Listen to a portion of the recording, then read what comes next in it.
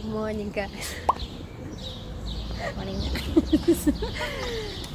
Good morning, guys. Wala lang. Last day na Yan ang namin. loading time. Napasing laman na ano. Wala pa, kababangon pa lang. So, last day na nga po namin ngayon sa Alicante. Nakatulog na tayo ng 5 hours.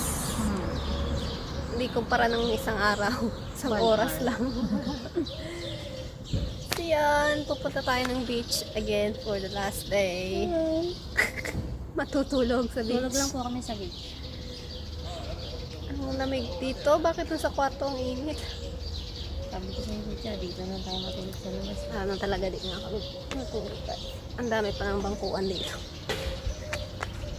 Ay! Yeah. See you later, Alvin.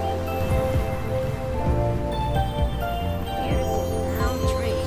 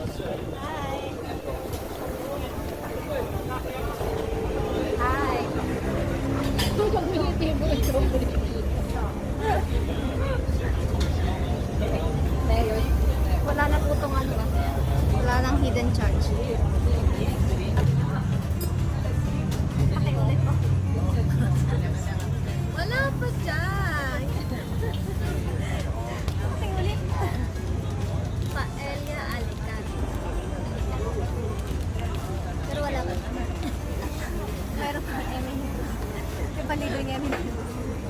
M&M, halikan. Baka naman. Ang kapag mo dyan.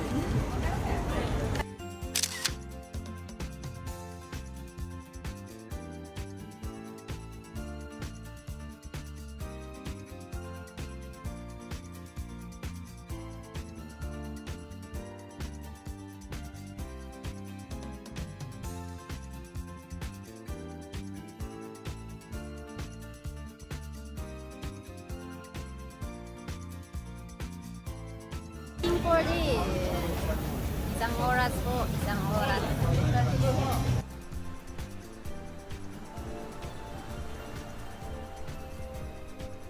Guys, we're waiting for our food for 1 hour.